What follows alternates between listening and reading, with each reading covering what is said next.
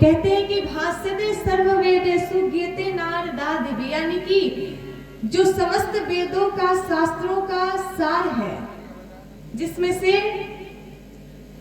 पूरे जितने वेद हैं, जितने उपनिषद हैं, ग्रंथ हैं, सभी का सार निचोड़ कर इसमें दिया गया है। और भाष्यते सर्ववेदेषु गीते नारदादिवि, जिसका तीनों लोकों में गायन किया जाता हो। और वदन्ति त्रिषु लोकेषु तरन्ति भवसागरः, नारद आदि अनेक ऐसे संत महात्मा हैं जिसका वो पूरे जगह कहीं भी जाते हैं, चाहे वो पृथ्वी के नीचे 7 लोक में, चाहे ऊपर के 7 लोक में, जहां कहीं भी जाए केवल इसी का गायन होता हो।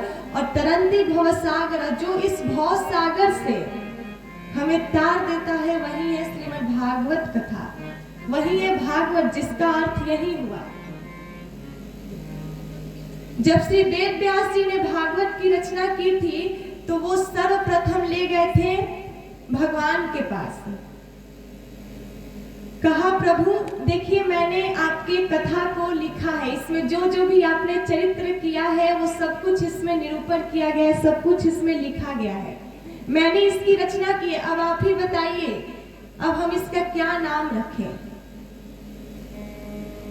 भगवान ने उस पे अपना हस्ताक्षर किए, उस पे अपना हाथ रखे और कहा कि इसका नाम होगा भागवत। लेकिन लक्ष्मी मैया वहीं पर थी, वो नाराज हो गई, कहने लगी कि प्रभु ये कैसे हो सकता है। वो गुस्से में आ गई, कहती है कि ये कैसे हो सकता है, यहाँ पे आप केवल भागवत केवल अपना ही क्यों इसमें नाम रखेंगे। एक तो श्रीमद् भागवत में राधा का नाम कहीं आया नहीं, कहीं मेरा कुछ चरित्र लिखा ही नहीं गया है, सब कुछ आपका ही, ये जो भी है आपके और आपके भक्तों की तो कथा है इस भागवत में, केवल आपने जो जो किया है सब कुछ इसमें है, लेकिन मेरी तो इसमें कथा है ही नहीं, तो मेरा भी तो कुछ होना चाहिए। तो इसलिए लक्ष्मी मैया ने कहा कि इसका नाम भागवत तो है, इसके पहले मेरा नाम लगना चाहिए। तो इसलिए उन्होंने अपना नाम लगाया श्रीमद् भागवत, यानी कि श्री मतलब लक्ष्मी अर्थात राधा। और मद का 2 अर्थ होता है, एक मद जो है अहंकार और एक मद होता है नशा। जिसको इस भागवत की नशा यानी कि लग गई है,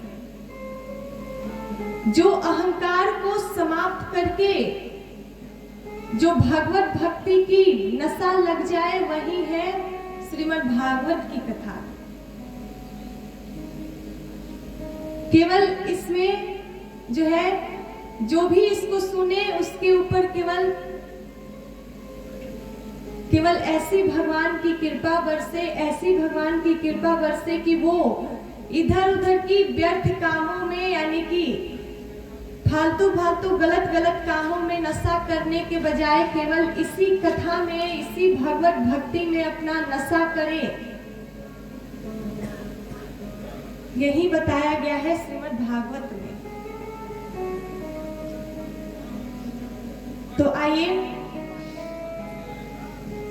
सर्वप्रथम भागवत जी की कथा में हम महात्म्य की कथा को सुनेंगे।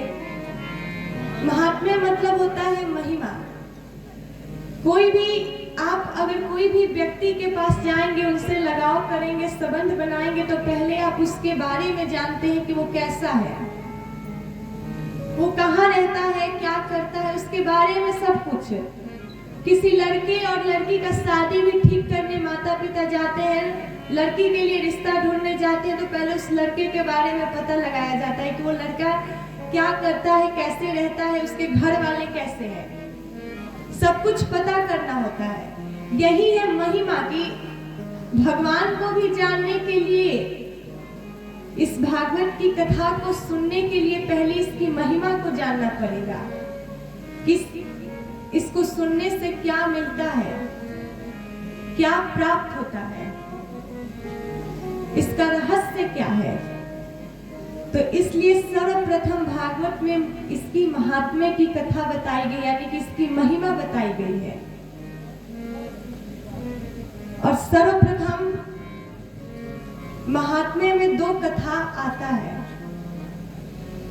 जिसमें हम सबसे पहले भागवत यानी कि भक्ति, ज्ञान और वैराग्य की कथा को सुनेंगे। भागवत जिसमें से भक्ति, ग यानी कि ज्ञान, व मतलब वैराग्य और तत्व मतलब रहस्य, ये भक्ति, ज्ञान, वैराग्य की रहस्य को हम जानेंगे। सबसे पहले उसी को हम सुनेंगे। इसीलिए श्री वेद व्यास जी महाराज ने सबसे पहले भक्ति, ज्ञान, वैराग्य की कथा को दर्शाया है। और सर्वप्रथम सबसे पहले श्लोक में उन्होंने भगवान को प्रणाम किए हैं कि सच्चिदानंद रूपाय विश्वोत्पत्त्यादि हेतवे तापत्रय विनाशाय श्री कृष्णाय वयं नमः। प्रथम श्लोक में उन्होंने कहा कि सच्चिदानंद रूपाय विश्वोत्पत्त्यादि हेतवे तापत्रय विनाशाय श्री कृष्णाय वयं नमः। जो सत्य चित्त आनंद है, रूपाय सच्चिदानंद रूपाय यानी कि जो सत्य चित्त और आनंद घन है, जो सच्चिदानंद स्वरूप है, और विश्वोत्पत्त्यादि हेतवे जो इस विश्व के 3 अंशों में अवतार लेकर 3 रूपों को धारण करके एक जो ब्रह्मा, विष्णु और महेश यानी कि सृष्टि की रचना करते हैं, पालन करते हैं और अंत में इसका संहार भी करते हैं, वो विश्वोत्पत्त्यादि हेतवे और तापत्रय विनाशाय जो तीनों तापों को, दैहिक, दैविक, भौतिक तीनों तापों को नष्ट कर दे, श्री कृष्णाय वयं नमः। वैसे श्री राधा कृष्ण के चरणों में हम प्रणाम करते हैं। हमारे सनातन धर्म में, हमारे हिंदू धर्म में युगल उपासना की पे ज्यादा महत्व दिया गया है। ऐसा नहीं है कि हम कृष्ण के उपासक हैं तो राधा को छोड़ दें। भगवान श्री राम के से प्रेम करते हैं तो सीता मैया को उतना मान जान न दे, उतना उनसे प्रेम न करें। भगवान शंकर से प्रेम करते हैं, वो हमारे इष्ट देव है, तो पार्वती मैया को साइड कर दे। ऐसा नहीं होना चाहिए। अगर हम हिंदू हैं, हम सनातनी हैं, तो हमें इन दोनों पर जोर देना पड़ेगा, केवल एक पे नहीं।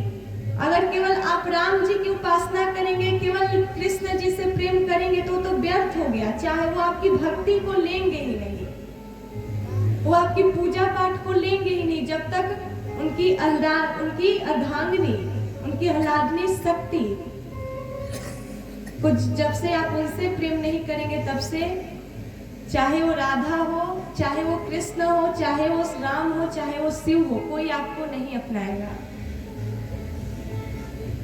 इसलिए इन दोनों को साथ साथ लेकर चलिए। इसलिए कृष्ण के पहले राधा आता है, राम के पहले सीता आता है। इसलिए पहले राधा जी, राधा के बाद कृष्ण की उपासना होनी चाहिए, क्योंकि सबसे पहले इस संसार में जब रचना हुई, सृष्टि को आगे बढ़ाया गया, सृष्टि की रचना हुई, तो सबसे पहले कहते हैं कि सबसे पहले स्त्री ही आई, सबसे पहले स्त्री की ही रचना हुई। इसलिए हमें सबसे पहले जो है